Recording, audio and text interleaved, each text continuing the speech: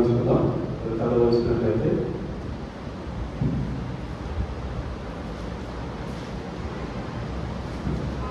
కాపువరం ఎబ్రోన్ ప్రార్థన మందిరంలో చేరి మనము ప్రార్థన చేసుకొని ప్రారంభించుకుందాం.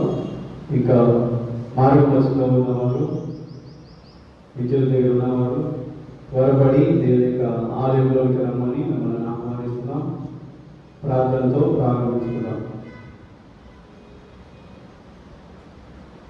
మహా గొప్ప దేవా, యేసయ్య వందనమైన స్తోత్రాలు చెల్లిస్తున్నాం తండ్రి.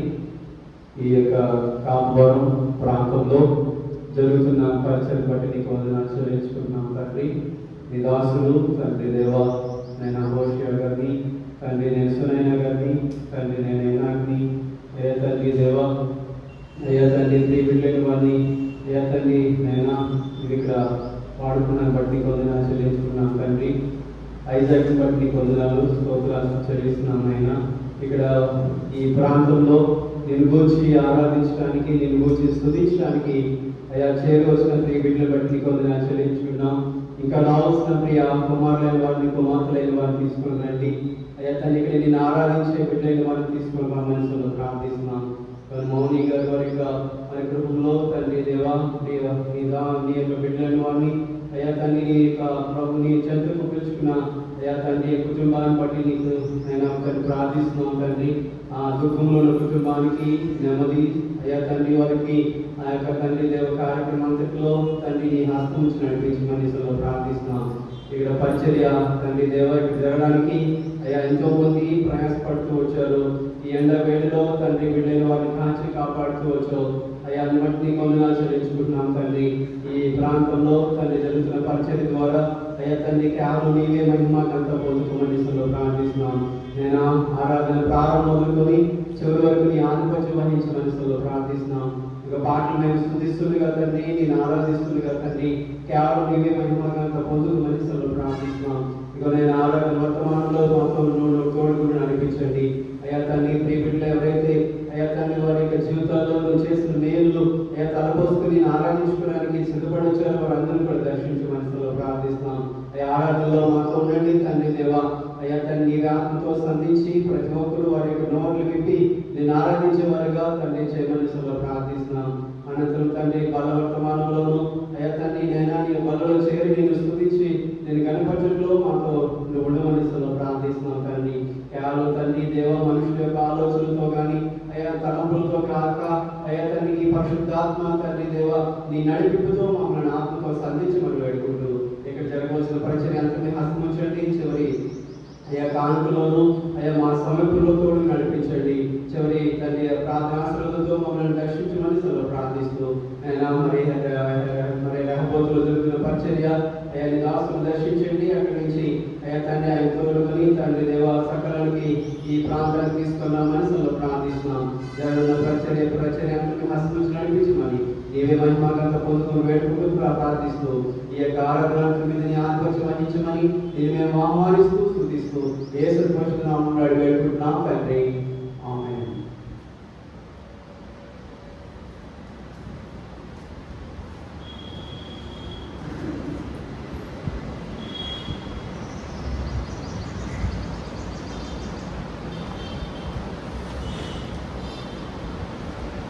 భక్తులారా వచ్చే పాట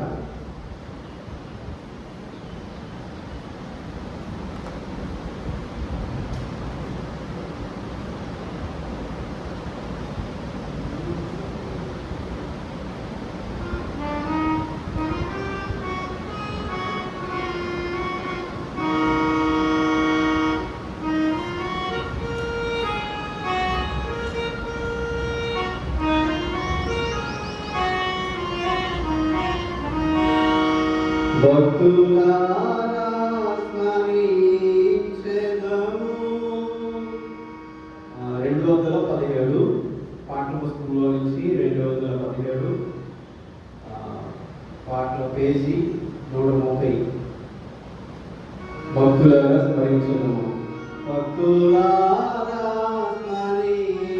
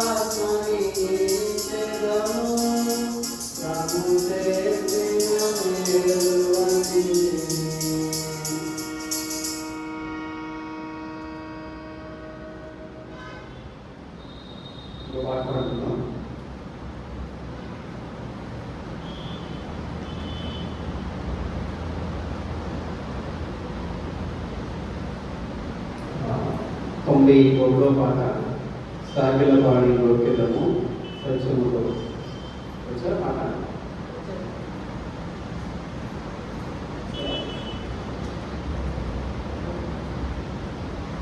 సాగిలపాడి లోకెళ్ళము సత్యములో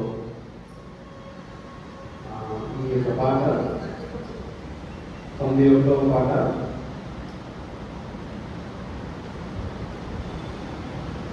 మొదటి చరణము 3వ చరణము చివరి చరణము పాడుకొని ఆరాధన మొత్తం మొదలుపెడతాం.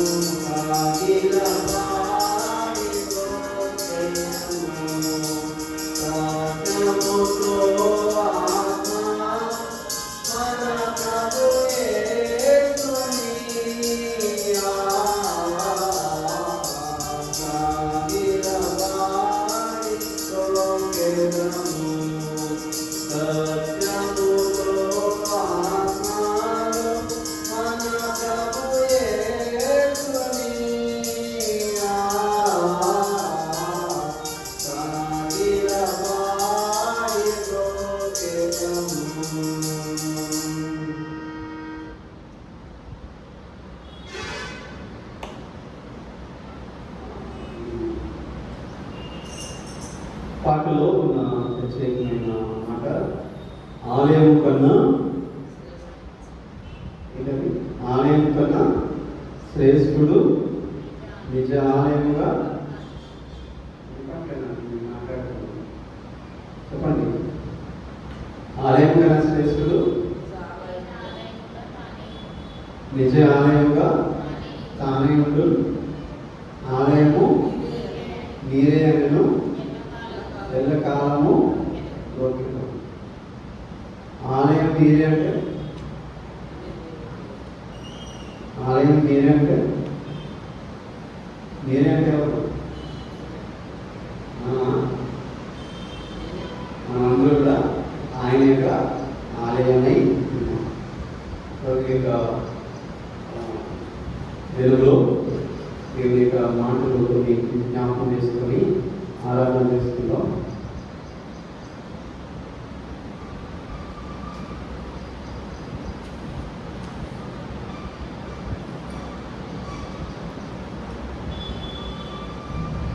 అపోస్తలుల కార్యములు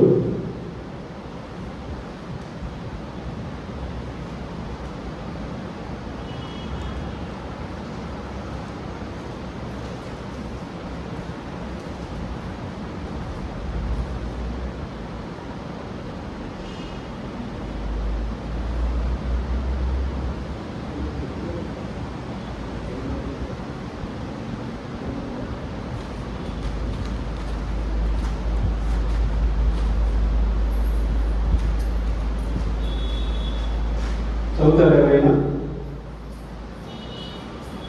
ముగ్గురు సిస్టర్స్ ఉన్నాయి కదా, ముగ్గురు సిస్టర్స్లో మొదటి నుంచి 7 వరకు ఒకరు చదవండి. 8 నుంచి 8, 9, 10, 11 వరకు చదవండి.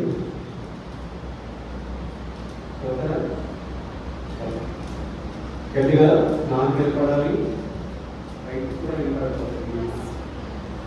అపోస్తలుల కార్యంలో మొదటి అధ్యాయము 1వ వచనం నుంచి 7 వచనాలు ఒకసారి బిగ్గరగా గట్టిగా స్పష్టంగా అందరికీ వినపడి దాన్ని అర్థం చేసుకునే విధంగా చదవండి. మొదటి భాగము, మొదటి అధ్యాయము, మొదటి వచనము, మొదటి 1 నుంచి 7 వరకు ఒకటి చదవండి. 8 నుంచి 11 ఒకటి చదవండి. 12 నుంచి చదవతుంది.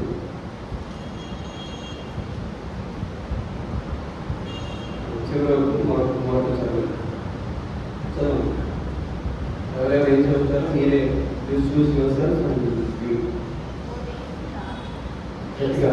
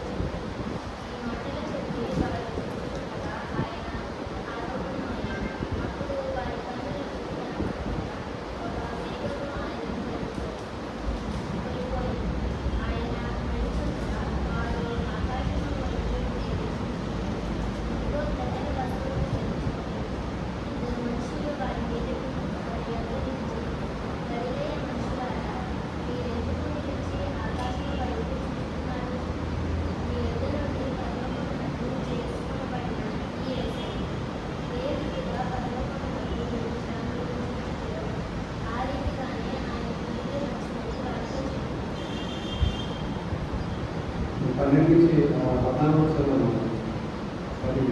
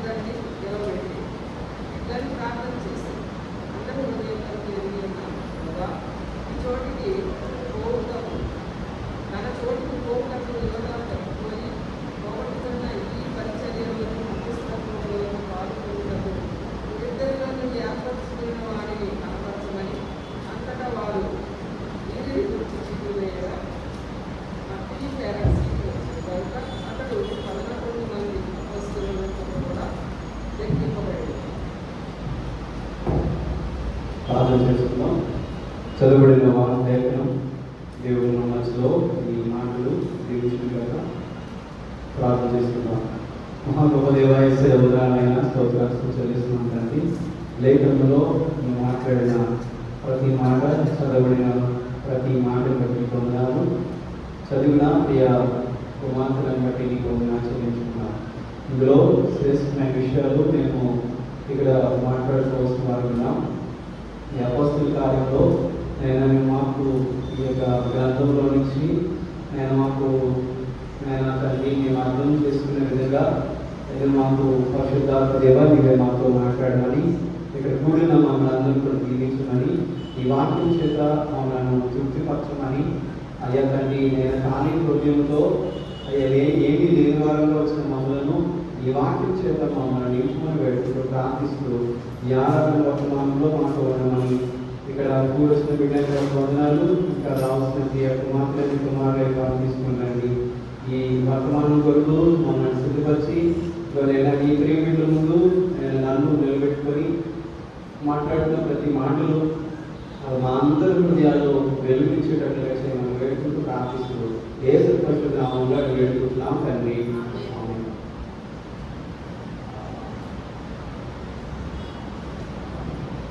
ఈ యొక్క ఉదయకాలం దేవుని యొక్క సన్నిధిలో ఆరాధన చేసుకోవడానికి దేవుడు ఈ యొక్క హెబ్రోన్ మందిరంలో ప్రార్థన గృహంలో చేరి దేవుని ఆరాధించుకోవడానికి దేవుడు మనందరినీ కూడా తీసుకొచ్చాడు. అందుకని దేవునికే ఘనత మహిమ కలుగును గాక. ఈరోజు మనం చదవబడిన లేఖనంలో అపోస్తుల కార్యములు 1వ అధ్యాయము 1 నుంచి చివరి వరకు అంటే 26 వచనాలు ఉన్నాయి. ఎన్ని ఇందులో 26 వచనాలు. ఈ 26 వచనాల్లో ఎన్ని అంశాలు ఉన్నాయో మనం ఇక్కడ జ్ఞాపకం చేసుకున్నట్లయితే మొదటి భాగము మొదటి వచనం మొదలుకొని 7 వచనాల వరకు మొదటి భాగం. ఫస్ట్ టాపిక్ ఇక్కడ మొదటి భాగము 7 వచనాల్లో ఉన్నది. తర్వాత రెండో భాగం మనం చూసినట్లయితే 8 నుంచి 9 వరకు రెండో భాగంగా ఉంది. మూడోది ఏంటంటే మరి 10, 11 కూడా మూడవ భాగం. అయితే నాలుగవ భాగం ఏంటంటే 12 నుంచి 14 వరకు నాలుగవ భాగము. ఐదవ భాగం ఏంటంటే 17 నుంచి చివరి వరకు 5 భాగాలుగా మొదటి అధ్యాయం అంతా కూడా మరి చెప్పబడుతూ ఉన్నది. మరి ఎప్పుడైనా మనము అపోస్తుల కార్యములు ఈ యొక్క అధ్యాయాన్ని ఈ యొక్క బుక్ని ఈ యొక్క బైబిల్ గ్రంథంలో ఈ పుస్తకాన్ని ఎప్పుడైనా చదివిన వాళ్ళన్నా మీరు 5 ఉన్నారు యవనస్తులు. మరి ఈ యొక్క యవనస్తులున్న మరి మనము ఎప్పుడైనా ఈ అపోస్తుల కార్యాలు చదవారంటే మీ పేర్లు నాకు తెలియదు. ఎవరు చదవరు? అపోస్తుల కార్యం చదివేవాడు ఎంతమంది ఈ 5 చదవలేదు? ఎవరు చదవరా? చేసినట్టండి. నెక్స్ట్ ఏంటంటే అపోస్తుల కార్యంలో ఉన్న ఈ యొక్క అర్థం ఏంటి? అపోస్తుల చెప్పండి. అపోస్తుల కార్యములు అంటే అర్థం ఏంటి? What is meant by apostle? The acts of the apostles. ఇంగ్లీష్లో ఏమని రాయబడిందంటే the acts of the apostles. Apostles అంటే ఎవరు? యేసుక్రీస్తు వారి యొక్క శిష్యుల్ని అపోస్తులు అని పిలుస్తారు. అయితే అపోస్తుల కార్యములు అంటే ఏంటి? అపోస్తులు చేసిన కార్యాలు. అయితే ఇక్కడ ఈ రాయబడుతున్న ఈ యొక్క గ్రంథంలో ఏమని రాయబడింది? ఇందులో ఎన్ని అధ్యాయాలు ఉన్నాయో చెప్తారా? అపోస్తుల కార్యంలో ఈ గ్రంథంలో ఎన్ని అధ్యాయాలు ఉన్నాయి? 28 అధ్యాయాలు ఉన్నాయి. ఈ 28 అధ్యాయాలు కూడా ఏ టైంలో రాయబడుతూ వచ్చాయి? ఏ సమయంలో రాయబడుతూ వచ్చాయి? యేసుక్రీస్తు వారు ఉన్న కాలంలోన, యేసుక్రీస్తు వారు లేని కాలంలో? యేసుక్రీస్తు వారు ఉన్న కాలంలోనే రాయబడింది అపోస్తుల కార్యములు. యేసుక్రీస్తు వారు చనిపోయిన తర్వాత రాయబడుతూ వచ్చిందా అపోస్తుల కార్యములు? ఎప్పుడున్నా సరే మొదటి దానికంటే ముందున్న సువార్త భాగాలు ఎన్ని? 5 ఆ 4? ఎన్ని సువార్తలు రాయబడినాయి బైబిల్ గ్రంథంలో? కొత్త నిబంధనలో ఎన్ని సువార్తలు ఉన్నాయి? 4 సువార్తలు. ఏవన్నీ? మత్తయి సువార్త, మార్కు సువార్త, లూకా సువార్త, యోహాను సువార్త. ఈ 4 సువార్తల తర్వాత రాయబడిన గ్రంథం ఈ కొత్త నిబంధనలో రాయబడిన మరి ద ఫస్ట్ అపోస్టల్ యాక్ట్స్, మరి యాక్ట్స్ చాప్టర్లో రాయబడిన మాటలన్నీ కూడా ఎవరి కోసం రాయబడుతున్నాయి? అపోస్తుల కార్యాలు. అపోస్తులు చేసిన కార్యాలు చెప్పబడడానికి గల మరి ముఖ్య ఉద్దేశం ఏంటంటే ఇంతవరకు యోహాను సువార్త వరకు మనం చూసినట్లయితే యేసుక్రీస్తు వారు ఈ 4 సువార్తల్లో ఆయన యొక్క జననము, చెప్పండి, ఆయన యొక్క జననము, తర్వాత ఇంకేం రాయబడుతుంది? ఆయన యొక్క కార్యాలు, యేసుక్రీస్తు వారు చేసిన భూమి మీద చేసిన కార్యాలు కూడా ఎందులో రాయబడుతూ వచ్చాయి? సువార్త భాగంలో రాయబడుతూ వచ్చాయి. మరి యేసుక్రీస్తు వారి కార్యాలు రాయబడుతూ వచ్చాయి. తర్వాత యేసుక్రీస్తు వారి ఉపమానాలు చెప్పబడుతూ వచ్చాయి. యేసుక్రీస్తు వారు చేసిన రాయబడుతూ వచ్చాయి. యేసుక్రీస్తు వారు చేసిన అద్భుతాలు రాయబడుతూ వచ్చాయి. యేసుక్రీస్తు వారు మరి ఈ యొక్క రాజ్యం, దేవుని యొక్క రాజ్యం గురించి కూడా ఇందులో రాయబడుతూ వచ్చాయి. తర్వాత యేసుక్రీస్తు వారి యొక్క మరణ పునరుద్ధానం గురించి రాయబడుతూ వచ్చింది. ఎందులో యేసుక్రీస్తు వారి యొక్క సువార్త భాగంలో, అన్ని సువార్త భాగంలో కూడా యేసుక్రీస్తు వారి యొక్క జననము మొదలుకొని యేసుక్రీస్తు వారి యొక్క పునరుద్ధానం వరకు కూడా రాయబడుతూ వచ్చింది. అంటే ఒక వ్యక్తి గురించి ఎన్ని 4 సువార్త భాగంలో రాయబడుతూ వచ్చాయి, 4 సువార్త భాగంలో కూడా రాయబడుతూ వచ్చాయి.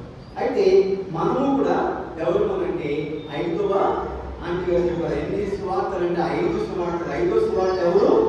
ఒకటి మత్తయి అయితే, మరొకటి మార్క్ అయితే, మరొకటి లూకా అయితే, మరొకటి యోహాను అయితే, ఇంకొకటి 5 వేళ్ళు, మరొకటి ఎవరు? నేనే, నువ్వే, మనమే. ఏమని చెప్పండి, మన పాటలో ఏమని రాయబడి వచ్చింది? మనమే ప్రభుని గృహం, మరి ఆలయమే ఉన్నాం, మనమే ఆయన యొక్క ఆలయం. అంటే ఈ ఆలయంలో ఉన్న మనము, మరి దేవుని యొక్క ఆలయమై ఉన్న మనం కూడా ఒక స్వార్థగా ఉండాలి.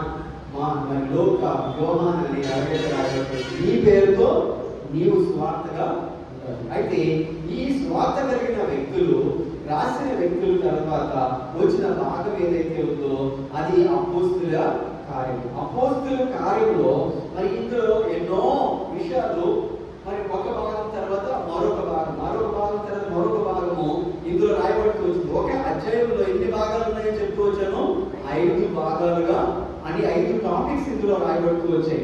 అయితే అపోస్తుల కార్యములు ఎవరు రాస్తారండి? ఎవరు రాస్తారో చెప్తారా? ఎవరు రాస్తారు? లూకా గారు రాస్తారు. లూకా గారు రాసిన మరొక గ్రంథం పేరు చెప్తారా? ఎవరు? మరి ఆంటీ గారు, మీరు ఎవరిస్తే చెప్పాలి. లూకా రాశాడు ఈ అపోస్తుల కార్యంలో. మరొక గ్రంథం కూడా రాశాడు లూకా. ఏ గ్రంథం అది? మత్తయి రాశాడా, మార్క్ రాశాడా, లూకా రాశాడా, యోహాను రాశాడా? ఈ లూకా ఈ యొక్క అపోస్తుల కార్యంతో పాటు ఇంకో గ్రంథాన్ని కూడా రాశాడు. ఏ గ్రంథం అది? ఏ గ్రంథం రాసుకుంటూ చెప్పమ్మా, గట్టిగా చెప్పండి.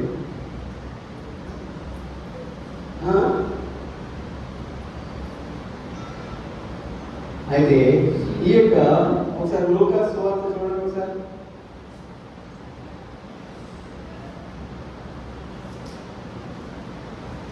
మొదటి భాగం చదవండి.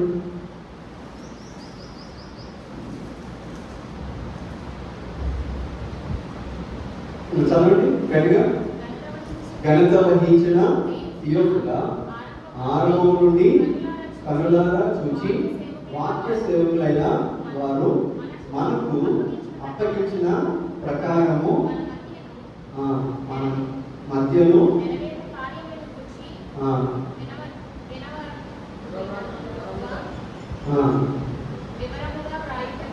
వివరముగా వ్రాయుటకు అనేకులు కోరుకున్నారు కనుక నీకు ఉపదేశింపబడిన సంగతులు నిశ్చయముగా జరిగినవని నీవు తెలుసుకున్నకు వాటినన్నింటినీ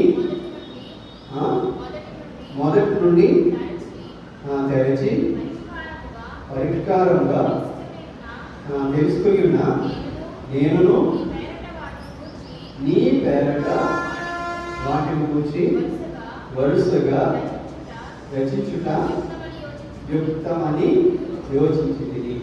ఒకసారి మళ్ళీ ఇది అపోస్తుల కార్యం మొదటి భాగం మరొకసారి చదువుదామా? మొదటి 2 వచనాలు చదవండి. ఓ థియోఫిలా, యేసు తాను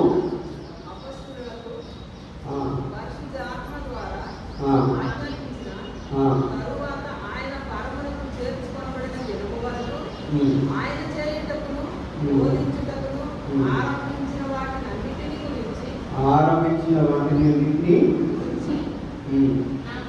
నా మొదటి గ్రంథంలో రచించింది. అంటే ఈయన నేను రచించే ముందు ఈ లూకా సువార్తని రాశాడు. ఎవరి కోసం రాశాడు? ఓ థియోఫిలా. ఎవరి కోసం రాశాడండి? థియోఫిలస్ కోసము రాశాడు. థియోఫిలస్ కోసం రాయడం గల కారణం ఏంటి? ఆల్రెడీ ఉన్నాయి కదా, మార్కు సువార్త ఉంది, మత్తయి సువార్త ఉంది, లూకా సువార్త ఉంది, తర్వాత యోహాను సువార్త అప్పటికే ఉన్నాయి. మళ్ళీ ఎందుకు థియోఫిలాకి రాశాడు అంటే ఈయన క్షుణ్ణముగా తెలుసుకొని మొదటి నుంచి అన్ని వివరంగా తెలుసుకొని మొదటి నుంచి తిరిగి రాస్తూ వచ్చాడు. ఎందుకంటే మనం ఎంతగా నేర్చుకున్నామో, మనం ఎంత ప్రభువారిని మనం తెలుసుకున్నామో, మనం ఎంతగా దేవుడిని తెలుసుకున్నామో, మనము ఒకరికి చెప్పినప్పుడు మనము తెలుసుకున్న విషయాన్ని పక్కన వారికి చెప్పినప్పుడు పక్క వారి యొక్క శైలిని బట్టి, ఇప్పుడు నేను ఉన్నానండి మీతో మాట్లాడడానికి ఒక వాక్యాన్ని సిద్ధపడి వచ్చాను. మరి మీరు ఎలా అర్థం చేసుకుంటారో, మీకు ఎలా అర్థం అవుతారో, మీరు ఎలాగ దాన్ని అర్థం చేసుకోగలుగుతారో మీ మాటల్లోనే నేను చెప్పగలుగుతాను. మరి ఒక్కొక్క సేవకుడు ఒక్కొక్క విధంగా సిద్ధపడినా కానీ మరి ఇక్కడ ఎక్కువగా యవనస్తులున్నారు కదండి, మరి పెద్దవారు ఉన్నారు. ఇక్కడ ఎక్కువగా యవనస్తులు ఉన్నారు కాబట్టి యవనస్తులు తగ్గట్టుగా వాక్యం చెప్పినట్లయితే యవనస్తులకి అర్థమవుతుంది. పెద్దవారు ఎక్కువగా ఉన్నారనుకోండి, పెద్దవారికి తగినట్టుగా మరి వాక్యం చెప్పినట్లయితే వారికి అర్థమవుతుంది. అలాగే మత్తయి సువార్త యొక్క ఆడియన్స్ లేరు, మత్తయి ముందున్న వ్యక్తులు లేరు. మార్కు రాసినప్పుడు, మార్కు సువార్త రాసినప్పుడు మార్కు ముందున్న ప్రజలు లేరు. యోహాను రాసినప్పుడు యోహాను సువార్త వారి యొక్క ఆడియన్స్ లేరు. ఇప్పుడు మరి మన యొక్క మందిరాలు ఉన్నట్టుగానే ఒక వ్యక్తులకి విన్న ప్రజలు ముందున్న వారి యొక్క వ్యక్తిత్వాన్ని బట్టి ఈ యొక్క సువార్త భాగాలన్నీ కూడా రాయబడుతూ మనం కూడా ఏం చేయాలంటే ఇక్కడ చెప్పబడిన మాటలు థియోఫిలా అనే వ్యక్తికి ఈ యొక్క గ్రంథం అంతా కూడా రాస్తూ వచ్చాడు. మరి లూకా సువార్త కూడా ఏం చేశాడంటే యేసుక్రీస్తు వారి యొక్క జననం నుంచి మొదలుకొని యేసుక్రీస్తు వారి యొక్క తిరిగి ఆయన పునరుద్ధానం వరకు ఆయన రాస్తూ వచ్చాడు. మళ్ళీ తిరిగి ఏం చేశాడు, ఈ యొక్క అపోస్తలుల కార్యంలో కూడా ఏ యొక్క కార్యాలు జరుగుతూ వచ్చాయో ఇవన్నీ కూడా ఎవరికి రాస్తున్నాడు? థియోఫిలస్కి రాస్తున్నాడు. ఈరోజు మనందరికి కూడా తెలియపరుస్తున్నాడు ఎవరినంటే లూకా. అయితే ఈ యొక్క అపోస్తలుల కార్యములో మరి ఎవరు రాశాడు, ఎవరు రాస్తుంటారు, ఎవరు రాసి ఉండొచ్చు అని మరి చాలా మంది స్కాలర్స్ ఆలోచిస్తున్నప్పుడు ఇది అపోస్తలుడైన పౌలు రాశాడేమో, అపోస్తలుడైన పౌలు కూడా ఇందులో రాస్తుండొచ్చేమో అని కొంతమంది అంటున్నారు. మరి లూకాయే రాశాడని. లూకా ఎవరు తెలుసా మీకు? లూకా ఎవరండి? లూకా ఎవరు? లూకా మరి మత్తయి ఎవరండి? Tax collector. లూకా ఎవరు? ఎవరండి చెప్పగలుగుతారా? ఆయన ఒక డాక్టర్ గారు. డాక్టర్ గారు సువార్త రాస్తారు. ఆయన రాశాడు. నీవు నేను ఎవరిని మనం ఏమనుకుంటాం తెలుసా? దేవుడి పని అంటే అది సేవకులే. ఈ కార్యక్రమం చూడాలి, చేయాలి, పని చేయాలంటే మరి సేవకుల పని అని అనుకుంటాం. కాదు, మనం కూడా దేవుడి పని చేయవచ్చు. మరి ఇక్కడ లూకా ఎవరంటే ఆయన ఒక డాక్టర్. డాక్టర్ ఏం చేస్తారండి? డాక్టర్ గారు ఏం చేస్తారయ్యా? ఏం చేస్తారు డాక్టర్ గారు? ఏం చేస్తారు చెప్పండి, ఏం చేస్తారు?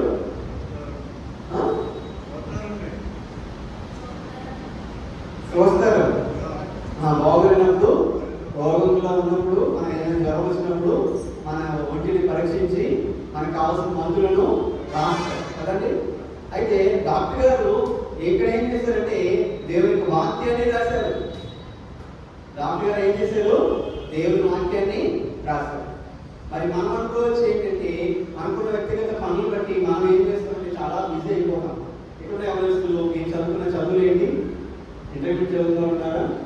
డిగ్రీ చదువుతున్నారా? హైయెస్ట్ చదువు ఈజీయా? డిగ్రీ చదువుతున్నాం. ఓకే, మీరు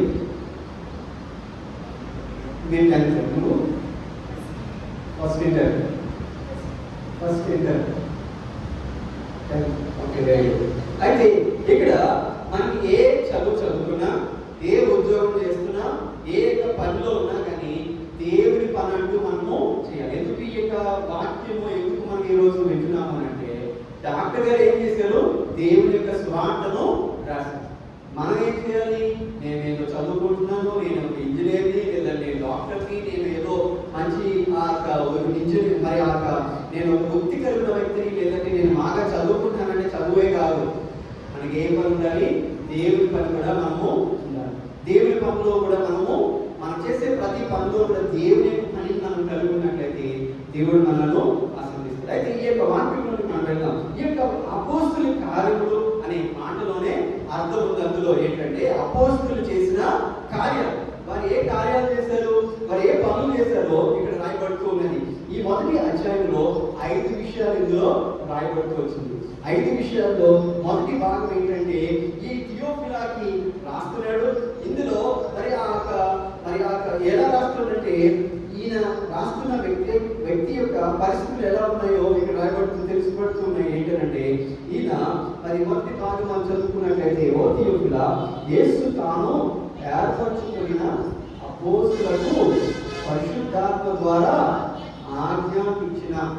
మనమందరూ కూడా మరి అప్పటికి యేసుక్రీస్తు వారు భూమి మీద ఉన్నారు. ఆయన ఏం చేస్తారంటే సంచరిస్తున్నారు. ఎంతో మందికి కనపరచబడ్డాడు. యేసుక్రీస్తు వారు మృతి పొంది చనిపోయి తిరిగి లేచాడు. లేచిన యేసుక్రీస్తు వారు ఆయన ఎంతో మందికి కనపరచబడుతూ వచ్చాడు. ఆయన కొంతకాలము, కొన్ని దినాలు, 40 రోజులు ఆయన భూమి మీదే సంచరిస్తూ ఉన్నాడు. ఎవరండి? యేసుక్రీస్తు వారు. ఆయన కలువరిలో మరణించాడు. ఆయన మరి యేసుక్రీస్తు వారిని సమాధిలో పెట్టబడుతున్నది. 3వ దినం తిరిగి ఆయన లేచాడు. 3వ దినం తిరిగి లేచిన యేసుక్రీస్తు వారు ఏం చేస్తారంటే సంచరిస్తూ ఉన్నాడు. ఎంతో మంది సేవకులకు, ఎంతో మంది అపోస్తులకు కనిపించాడు. తన యొక్క తల్లికి కనిపించాడు. మరి ఎమ్మాయి అనే గ్రామంలో వెళ్తున్న 2 శిష్యులకి యేసుక్రీస్తు వారు కనిపించాడు. ఎంతో మరి 11 మంది ఒక దగ్గర ఉన్నప్పుడు కనిపించాడు. మరి తోమాలేని మరి శిష్యులతో కూడా యేసుక్రీస్తు వారు కనిపించాడు. అయితే ఇలాగా యేసుక్రీస్తు వారు చనిపోయి తిరిగి లేచిన తర్వాత కూడా యేసుక్రీస్తు వారి భూమి మీద కొన్ని దినాలు ఉన్నాడు. ఉన్న రోజులు ఏంటంటే 40 రోజులని చెప్పబడుతుంది. ఈ 40 రోజులు కూడా అందరికీ కనిపించిన యేసుక్రీస్తు వారు ఇక్కడ మనం చూసినట్లయితే, ఇక్కడ ఈ యొక్క అపోస్తుల కార్యం మొదటి అధ్యాయంలో ఆయన చివరిగా కనబడుతూ ఆయన చివరి రోజులుగా ఇక్కడ చెప్పబడుతుంది. ఇక్కడ అపోస్తుల కార్యం మొదటి భాగము ఏమని చెప్పబడుతుంది అంటే, మనం చూసినట్లయితే ఆయన యేసుక్రీస్తు వారు అందరినీ కనబడుతూ ఆయన చివరి రోజులు, మరి యేసుక్రీస్తు వారు భూమి మీద ఉండి తిరిగి దేవుని దగ్గరికి వెళ్ళిపోయే రోజులు సమాప్తమైపోతుంది. దాని ఎండింగ్ డేస్ వస్తున్న టైంలోని అపోస్తుల మొదటి భాగము రాయబడుతూ వచ్చింది. ఈ యొక్క మొదటి భాగంలో మనం చూసినట్లయితే యేసుక్రీస్తు వారు 40 రోజులు ఆయన చేసిన పరిచర్య ఇక్కడ ఇందులో రాయబడుతుంది. మొదటి అధ్యాయం నుంచి మరి 7 వచనాల వరకు మనము మొదటి అధ్యాయం మొదటి వచనం నుంచి 7 వచనాలు మనం చూసినట్లయితే ప్రభువైన యేసుక్రీస్తు వారు 40 రోజులు పరిచర్య ఇందులో రాయబడుతున్నది. యేసుక్రీస్తు వారు చనిపోయి తిరిగి లేచిన యేసుక్రీస్తు వారు ఆయన భూమి మీద 40 రోజులు ఉన్నాడు. ఆ 40 రోజులు చేసిన పరిచర్య మొదటి వచనం నుంచి 7 వచనాలు కూడా రాయబడుతూ వచ్చింది. ఇందులో మనం చూసినట్లయితే ఇందులో ప్రత్యేకమైన కొన్ని విషయాలు మనం జ్ఞాపకం చేసుకున్నాం. మొదటి వచనము మొదటి అధ్యాయము 5వ వచనం చదవండి ఒకసారి. 5వ వచనం, యోహాను నీళ్లతో బాప్తిసమిచ్చెను గాని కొద్ది దినములుగా మీరు పరిశుద్ధాత్మలో బాప్తిసము పొందారు. అంటే యేసుక్రీస్తు వారు కూడా యోహాను బాప్తిసమిచ్చే యోహాను దగ్గరికి వెళ్ళి ఆయన కూడా బాప్తిసము పొందుకున్నాడు. బాప్తిసం పొందుకున్న యేసుక్రీస్తు వారు నీళ్ళ నుంచి బయటకు వచ్చినప్పుడు ఏమొచ్చిందండి? పావును వచ్చి, ఈయన నా ప్రియకుమారుడు, పైన శబ్దం వచ్చింది. ఏంటిది? ఈయన నా ప్రియకుమారుడు, ఈయన యందు నేను ఆనందిస్తున్నానని మరి ఆ గొప్ప శబ్దం పరలోకం నుంచి మరి ఆ కిందకు వచ్చింది. అయితే యోహాను ఏం చేసుకోవచ్చునంటే నీటిలో బాప్తిసము ఇస్తున్నాడు. యోహాను ఎలా ఇస్తున్నాడండి? నీటిలో బాప్తిసము ఇస్తున్నాడు. కానీ ఇక్కడ ప్రత్యేకంగా మొదటి భాగంలో మనం చూసినట్లయితే మరి ఆ యోహాను వచ్చే బాప్తిస్మం ఎక్కడి నుంచి వస్తుంది? నీటిలో నుంచి బాప్తిస్మం ఇస్తున్నాడు. కానీ పరిశుద్ధాత్మలో కూడా మీకు మరి చదవండి, యోహాను నీళ్ళలో బాప్తిస్మం ఇచ్చాను, కానీ కొద్ది దినములలోగా మీరు పరిశుద్ధాత్మలో, అంటే యేసుక్రీస్తు వారి యొక్క మరి ఆ భాగము ఆయన వెళ్ళిపోయిన తర్వాత ఈ యొక్క భూమి మీద ఎవరున్నారు? యేసుక్రీస్తు వారు మరణించి తిరిగి లేచి ఆయన వెళ్ళిపోయిన తర్వాత మన మధ్యలో ఎవరున్నారండి? ఎవరున్నారు? పరిశుద్ధాత్మ దేవుడు మన మధ్యలో ఉన్నారు. ఇప్పుడు మనం ఇక్కడ ఈ కాపురంలో, ఈ హెబ్రోను ప్రార్థన మందిరంలో యేసుక్రీస్తు వారు శరీరీతిగా లేడు, కానీ యేసుక్రీస్తు వారు ఎలా ఉన్నాడు? ఆత్మస్వరూపుగా మన మధ్యలో ఉన్నాడు. మన మధ్యలో ఎవరున్నారండి? ఆత్మస్వరూపుగా ఎవరున్నాడు? పరిశుద్ధాత్మ దేవుడు మన మధ్యలో ఉన్నాడు.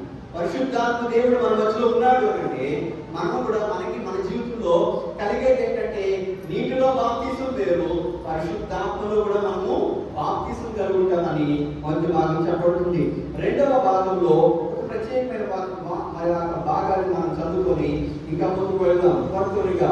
అయితే ఇక్కడ మరి 8 చదువుదాము. కాబట్టి వారు మొదటి అధ్యాయము 8వ వచనం, ఆయనను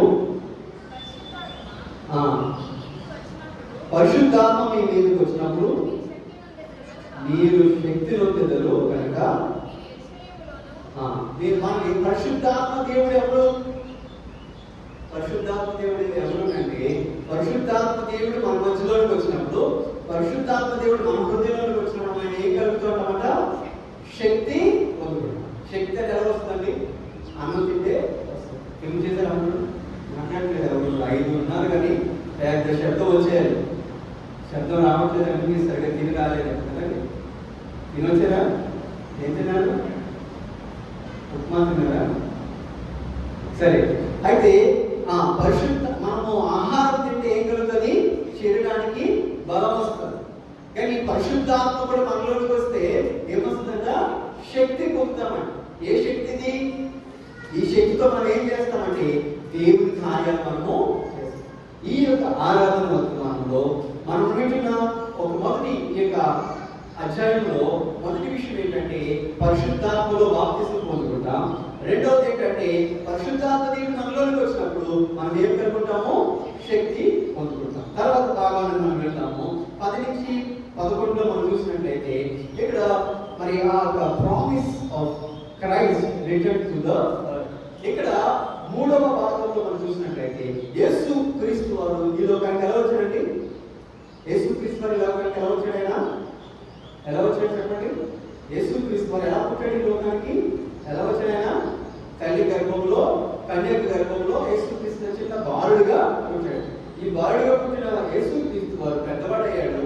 ఆయన మళ్ళీ తిరిగి ఆయన మరి పరలోకానికి మరి వెళ్ళిపోయిన యేసు క్రీస్తు వారు మళ్ళీ తిరిగి వస్తాడనే విషయాన్ని ఇక్కడ మనము చూస్తాం. 11 చదవండి.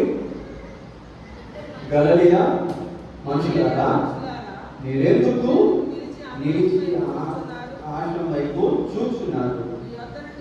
మీ వద్ద నుండి పరలోకమునకు చేర్చుకోబడిన ఈ యేసు ఏ రీతిగా పరలోకమునకు వెళ్ళుట మీరు చూచితురో ఆ రీతిగానే ఆయన తిరిగి వచ్చానని వారితో యేసు క్రీస్తు వారు ఏ రీతిగా అయితే పైకి వెళ్ళాడో మళ్ళీ తిరిగి అదే రీతిగా తిరిగి వస్తాడు. మనం నమ్ముతున్నామా? ఎందుకు మనము దేవునికి మందులోకి వచ్చి ఆరాధన చేసుకున్నామంటే, ఏ రీతిగా యేసు క్రీస్తు వారు పరలోకానికి వెళ్ళిపోయాడో అదే యేసు క్రీస్తు వారు మళ్ళీ తిరిగి భూమి మీదకి వస్తాడు. వచ్చినప్పుడు మన అందరినీ కూడా తీసుకొని వెళ్తాడు. అంతవరకు మనం ఏం చేయాలంటే, దేవా నీవు వచ్చినందుకు వందనాలు, నీవు మా కొరకు ఇచ్చిన రక్షణకే వందనాలు, నువ్వు మా కొరకు నువ్వు చేసిన ఆ యొక్క పునరుద్ధారాన్ని బట్టి వందనాలు, మా కొరకు మరణించి తిరిగి లేచినందుకు వందనాలు. ఇది ఆరాధనకు వచ్చి మనం చేసేది ఏంటంటే, ఆయన చేసిన ఆ గొప్ప కార్యాన్ని బట్టి మనం దేవుని స్తుతి చెల్లించాలి. ఈ 3 మాటలు, ఒకటి పరిశుద్ధాత్మ అనే విషయం మనము పరిశుద్ధాత్మ బాప్తిస్మ విషయం నేర్చుకున్నాము. రెండవది పరిశుద్ధాత్మ మనలోకి వచ్చినప్పుడు మన శక్తి పొందుకుంటామని తెలుసుకున్నాము. మూడో భాగం ఏంటంటే యేసుక్రీస్తు ఏ రీతిగా అయితే పరలోకానికి వెళ్ళిపోయాడు, తిరిగి అదే రీతిగా భూమి మీదకి వచ్చినప్పుడు ఆయన మనము ఒకసారి ప్రకటన గ్రంథము 1వ అధ్యాయము 7వ వచనము అందరూ కలిసి చదువుకొని ఆరాధన చేసుకుందాం. ఎవరైతే ఆరాధన చేసుకోగలుగుతారో, ఎవరైతే ఆరాధన చేయగలుగుతారో మనం సిద్ధపడదాం. మరి ఆ యొక్క ప్రకటన గ్రంథము 1వ అధ్యాయము 7వ వచనము కలిసి చదువుదాం. ఇదిగో ఆయన మేఘారూఢుడై వచ్చుచున్నాడు, ప్రతి నేత్రము ఆయనను చూచును, ఆయన పొడుచు వారును చూచుదురు, భూజనులందరూ ఆయనను చూచి రొమ్ము కొట్టుకొందురు. అవును ఆమేన్. మరి ఈ యొక్క భాగం కొరకే మనము వేచి కాచి చూస్తున్నాం. ఆయన వెళ్ళిపోయినాడు, ప్రభు యేసుక్రీస్తు పైకి వెళ్ళాడు. మళ్ళీ అదే ప్రకారంగా భూమి మీదకి రావాలంటే మనం ఏం చేయబడాలంటే మనము యేసుక్రీస్తు వారిని సొంత రక్షకుడిగా చేర్చుకోవాల్సిన వారు ఉన్నాం, రక్షణ పొందవలసిన వారు ఉన్నాం, ఆయన గురించి తెలుసుకోవాల్సిన వారు ఉన్నాం, దేవుని వాక్యాల నుంచి ఎన్నో విషయాలు మనం తెలుసుకోవాల్సిన వారు ఉన్నాం. అయితే తెలుసుకున్న విషయాన్ని బట్టి దేవుని ఆరాధించేద్దాం, ఆయన్ని జ్ఞాపకం చేసుకుందాం. మరొకసారి మరి ఈ యొక్క మందిరంలో ఉన్న మనము, కొద్ది మందిలో ఉన్న మనము మరి ఆరాధన చేసుకుందాం. ఎవరైతే ఆరాధన చేయగలడానికి సిద్ధంగా ఉన్నారో త్వరగా మరి ఒక ఇద్దరు ముగ్గురు నలుగురుగా మరి ఆరాధన చేసుకొని మనము ఆ యొక్క ప్రభు వాళ్ళకి జ్ఞాపకం చేసుకుందాం. ప్రభు వాళ్ళ యొక్క వర్తమానంలో మనము చెలుగా ఆరాధన చేయాలి. ఆరాధన చేసేవారు గట్టిగా బిగ్గరగా చేయాలి, క్లుప్తంగా చేయాలి.